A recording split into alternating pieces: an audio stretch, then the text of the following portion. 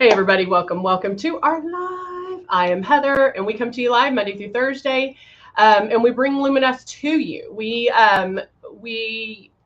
talk about Luminess. We talk about what you get in your kit, how to use it, how to start out, because we know that when you first get it, chances are you're going to be putting it on like traditional makeup. And so going over the ways to use it is important, and those steps to get the hang of it and to get the knack of it. So we always like to go over. We know people are at different levels. Hello, good morning.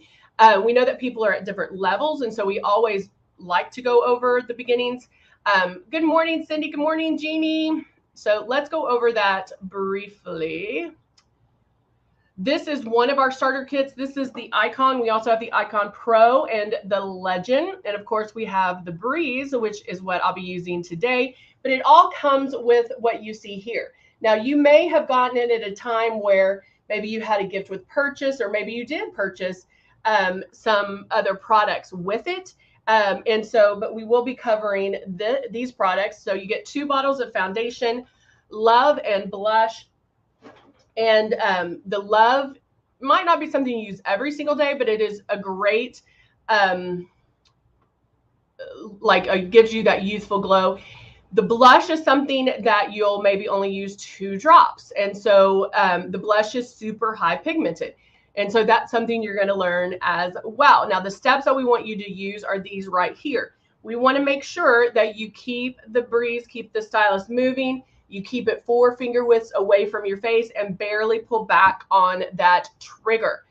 That is the key, because you don't want so much makeup to come out all at once. You want it to go on super light. This is live. Good morning. Another Facebook user. I don't know if it's the same one. So this is, hey, Whisperer. Hello, Heather. How are you? Hey, Lindy, how are you? All right, so let's go ahead, and we have YouTube and Facebook going on at the same time, and I love that.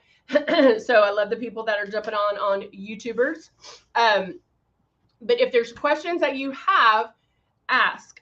Even if it's not regarding something I'm using right now, you can still ask those questions. So the very first thing, let me see what I'm going to get out. We always talk about pre-coverage. And the one thing I want to discuss is when you're putting this on, it goes on so light, and this blends, the Breeze blends it. I see you, Martin. This blends for you. So unlike, I always tell you, it's retraining our brains into thinking Luminess and airbrushing versus traditional makeup. Because traditional, we see it, we blend it out until it, until there's no demarcation lines. With the Breeze and with airbrushing, it blends as you're putting it on. And so I'm about to sneeze. Hold on. Sorry. Okay, I was like, I feel it. And so it blends for you, because you're never going to touch your face when you're airbrushing. And so when you're blending it, or when you're applying it, it blends on, so you don't have to go in there and blend it. Now, in the beginning, while you're still learning and practicing, if there's a hot spot or you do see a demarcation line, you can, what do we want to do? Tap it out. And then that way you can go in and fix it. That way you're not dragging on your face, but you just tap it out and you're good. So I'm actually going to go in and do some pre-coverage with the shade 2, the 020 in Rose. And I'm just going to add a few drops. And so I'm using, when I talk about pre-coverage, I mean like concealer. I'm going in and covering those areas that I need to cover before getting started. Okay, so turning on my system, I have this in here. I have the shades in here, the 020,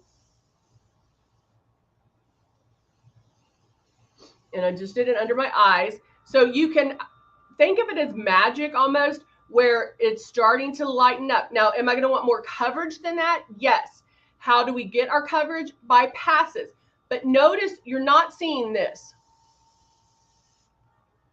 Okay? If you see that, see how that's wet? If you see that, then you know that you're pulling too hard on that trigger, okay? So I can go back. Cover my nose because I know my nose gets red. Cover a little bit down here. Cover a little bit on my forehead, T-zone area. And back over here. I can even do it some of my eyes if I don't need it to, okay? So that way, I have gone in, I started the process of coverage, but I don't have to cover it 100%. Why? Because we have more products. When you're using traditional makeup, half the time you put something on and then you put something else on and then you're wiping that part away. Like you have to get that happy medium of not wiping something away that you just put on because you're using it to cover something, you know, all that. But because we're airbrushing, we're not touching our face. So if you wanted to do everything, no, it's not. It's just a sample, and I didn't realize I was using it until just now, until I started already. So sorry about that. But we're not wiping it away when we're adding something else. And so you're able to build that coverage by passes. Is that making sense, guys? Because you need to think about it like traditional makeup. Wipe, blend, do. And then this, you're never touching your skin, so nothing's being wiped away either, okay? So I am going to go in and use my blush. And I'm going to use Soft Rose. And I'm going to blow what's left. Oh, I was going to blow what was left of that 2 out. But I like to do blush first because it is super high pigmented, meaning a little bit goes a long way. And if you use more, I mean, bottom line is if you use more than 2 drops, you're going to look crazy. And so we don't want that. I like a softer blush anyway. And so still to this day, I do my blush first when airbrushing. And so you can, I find that when you're first starting out, because you're going to automatically, when you're new, spray too heavy. If you do the blush first, that helps you in the application because we're going to put foundation on over it and it's going to blend. So that's why. So starting my system, spraying a paper towel just to make sure that that's what I'm getting. And then I'm going to go in right here. And I can come until about 3 finger widths away to do the blush. So I do come in a little bit closer and I kind of smirk.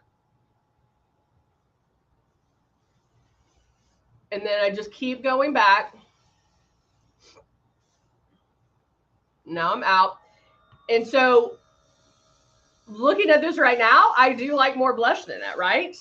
But what you'll find is that it is going to come up a little bit.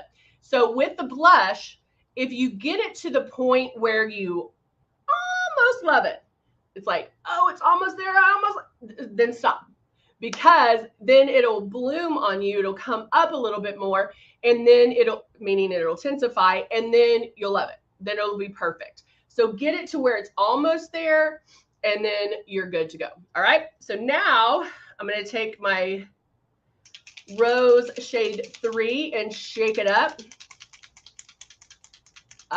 Jeannie does her eyeshadow with the blush, which is another great thing to do.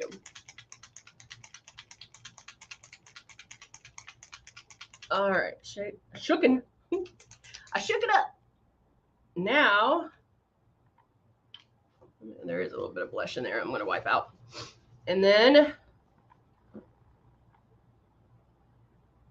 I'll probably use about 4 or 5 drops.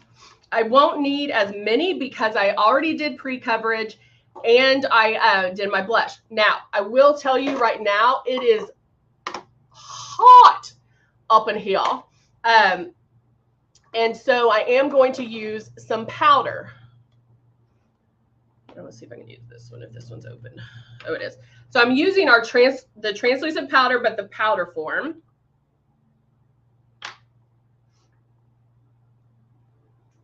And I take the brush like that.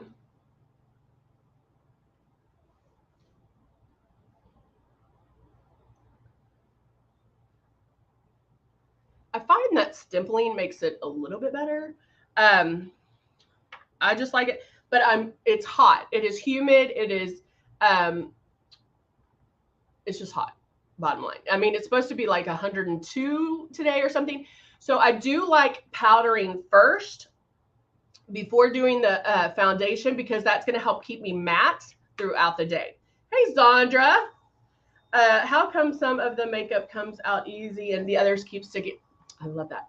Zandra. So Zandra asked on Facebook, on YouTube, asked a really good question. She's like, how come some of the makeup comes out real easy and others come out and others don't? And that's because of different pigments. If it's a lighter pigment, it's going to come out. If it doesn't have as much, if it's a lighter product, then it's not going to come out as heavy or need as much oomph to get it out. If it is a heavier pigment like the rose or a luminizer or something like that, then it is going to, then it will come out harder, or maybe, but that's why you need to make sure to shake it up, shake it up.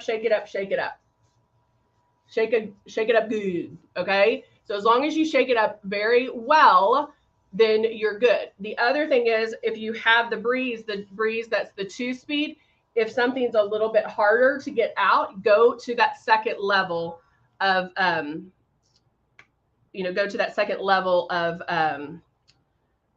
air, that where it blows a little bit harder. Okay. All right. So foundation is on. Now I can go in and do whatever else I need to. So I could put blush on my eyes. My hair's looking so frizzy. I could put blush on my eyes if I wanted just a simple look. Good morning, Andrea. How are you? I'm going to grab, where is it? Nope. I'm going to grab the Cut 1 palette. There it is. Oops, sorry guys. Hold on. Hold on, let me get back in focus. There we are. Okay. So I'm going to grab the Cut 1. And I'm using all 3 colors on the contour side. And then right underneath my blush, I'm doing a little bit of contouring.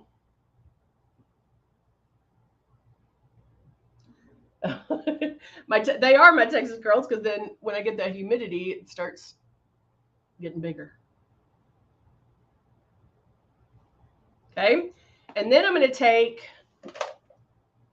this kind of brush here. The very last one in here is a shimmer. And both the Cut 1 and the Cut 2 have it. So I'm just going to do a little bit right there, just to give me a little bit of shimmer. You know how I like my shimmer. A little bit down my nose.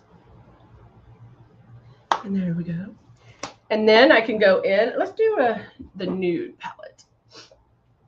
This is the nude. I think we put a sticker on her nose palette. And then I'm going to go in and with my blending brush. And let's do, if we wanted to do it super easy, let's just do, I'll do a burgundy kind of wine mauve color. And I'm just going to go right in my crease, but more on the bottom half, if that makes sense. So I'm on my crease, but the brush is kind of getting my lid as well.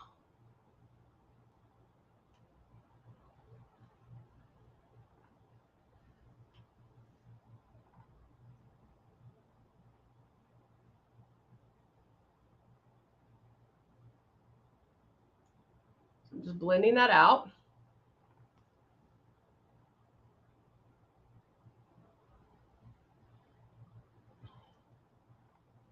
Blend and blend and blend. Make sure there's no harsh edges. Now I can kind of blend it up.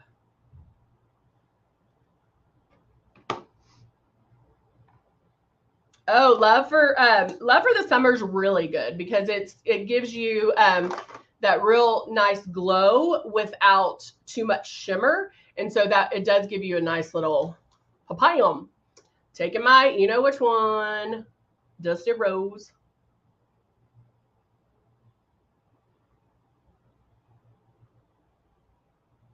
Filling in my lips.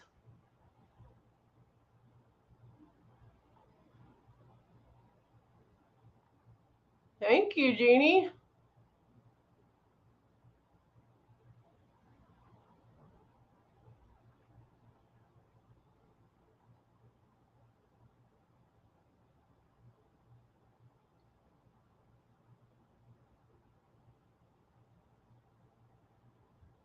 Make sure they're even. I feel like I got a hair in there. No, maybe not. All right. Did my lips, and then I can finish it off with my mascara. Yeah, I like actually using Love in the summer and maybe not so much shimmer because of the fact that you get so hot that you don't want everything to look like shimmer, shimmer, shimmer. You'll look like a disco ball.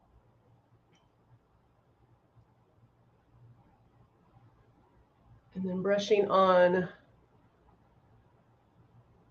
And sometimes you can even pick, like, depending on what you are doing that day. I think I told you that there's some makeup artists that don't like anything on the bottom lashes or even eyeliner. So that's up to you. Me, I don't know. I think I would have a hard time if I didn't put it on the bottom. Like, here, let me do one. I feel like it just frames the eye.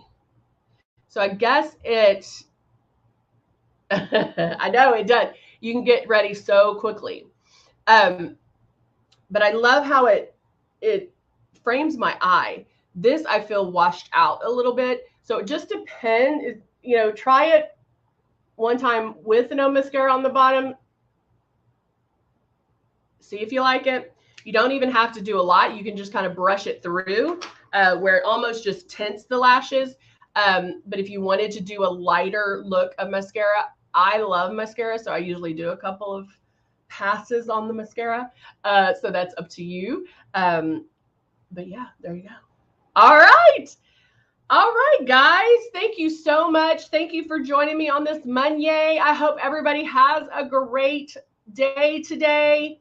And we'll see you back here tomorrow. Remember, we're here Monday through Thursday, 10:30 a.m. Central Time. So I hope to see you back. All right, guys. Bye for now.